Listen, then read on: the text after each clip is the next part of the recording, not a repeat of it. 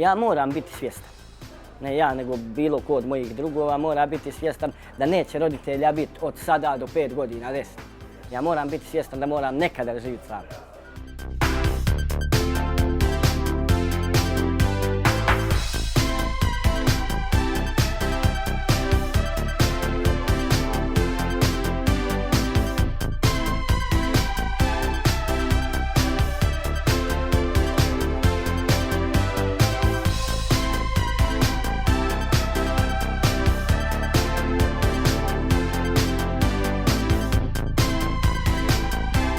Već 10 dana živimo u ovom stanu, tako, lijepo nam je, izlazimo, družimo se, svak nas pozdravi ko nas zna. Dogovaramo se, radimo, kuhamo, peremo, čistimo, ništa mi nije strano.